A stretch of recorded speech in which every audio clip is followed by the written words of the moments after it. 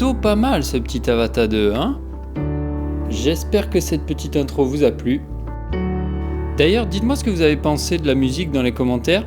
Je trouve que la musique joue vraiment un rôle très important en FPV, dans toutes les vidéos en général, mais encore plus en FPV.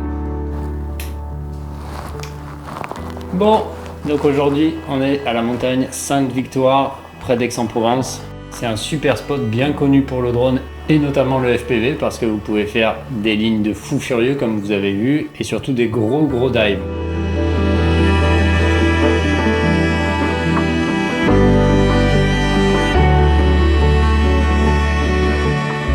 J'ai pu réaliser mes premiers petits dives et rase-mode près des arbres et la sensation est géniale. Bon, vous avez un petit frisson quand même hein, en rasant la cime des arbres à toute vitesse. J'avoue que depuis que j'avais vu les vidéos ici de Laurent de Drone My Life, j'ai toujours très eu envie de venir voler ici et c'est chose faite parce que Laurent a organisé un événement sur son canal privé hein, sur Insta. On devait initialement être plus de 120 personnes, mais ça a été reporté à cause de la pluie et on s'est retrouvé à une vingtaine. Mais bon, c'est vraiment top car c'était l'occasion de rencontrer d'autres passionnés de FPV et franchement j'ai fait de belles rencontres. Certains que je connaissais de YouTube comme Théo. D'ailleurs, si vous ne le connaissez pas, allez voir sa chaîne, hein, Théo Films. Il fait du contenu vraiment quali. Et d'autres que j'ai découvert et on se suit désormais sur les réseaux. Donc ça fait grandir son cercle et ça c'est cool. Bon, par contre, je sors la vidéo un peu tard hein, car le rassemblement a eu lieu mi-octobre. Bon, alors par contre, il m'est arrivé ce que je redoutais le plus avec le Avata 2.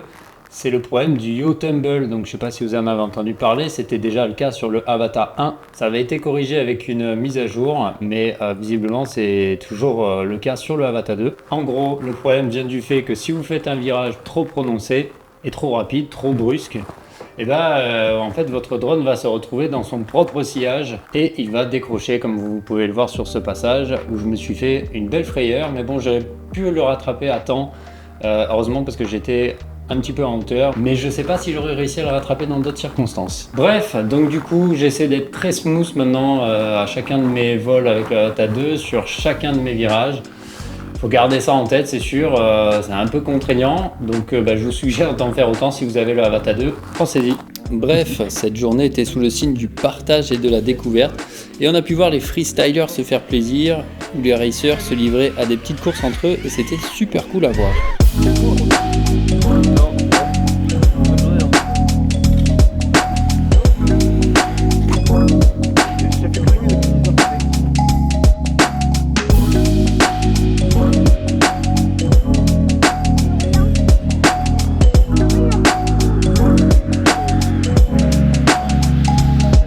Tiens, je remercie Geoffrey pour les images de moi en train de piloter, ça fait plaisir d'avoir des petites images de soi un peu.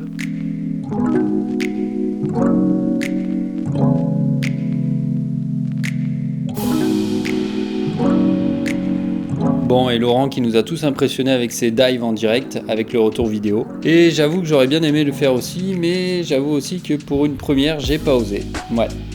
Mais je trouve que ce que j'ai déjà pu faire avec le Avata, c'est franchement cool pour une première vraie sortie, car jusque-là, je volais dans des champs sans véritable prise de risque. Bref, j'y vais petit à petit et ça me va comme ça. D'ailleurs, attention si vous voulez, lors de rassemblements comme celui-ci, avec un Avata et d'autres quads, donc en signal numérique normal, votre Avata va bouffer tous les signaux, surtout si vous êtes en FCC, je présume. Hein.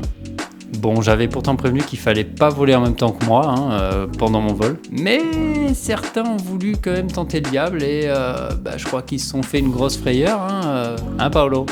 Alors, petit stress un peu? Ah, je me suis chié dessus, mais d'une force, de toute façon j'étais prêt, le drone il allait pas revenir, c'était acté, mais ça va, on a réussi à le récupérer. Apparemment c'était de ma faute avec mon Avata. Non, c'était pas ta faute, ça a décollé en premier, ça va, la faute elle est sur moi. En vrai ça va, je suis rassuré que toi t'es pas perdu non plus. Ouais, j'avoue, mais bon, c'était des petits tests en même temps, on était là pour ça, on apprend, exactement. Voilà, on le refera pas, ça c'est sûr. Exactement. Le saut du jour, du coup c'est un petit GPS et le RTH aussi important pour du long range. range. La commande de GPS ce soir direct en arrivant à la maison. Ah, t'en avais pas en plus? Non, pas de GPS gros, on a volé à l'instant. Ah la vache. On a volé à l'instant, on a fait une petite prière aussi justement. Ah ouais. Heureusement que t'as pas de GoPro dessus aussi.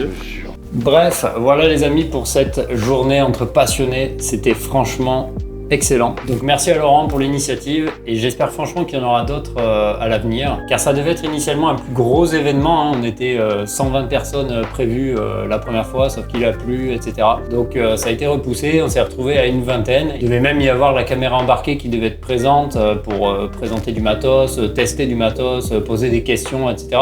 Donc j'ai hâte que ce soit réédité pour une journée encore meilleure.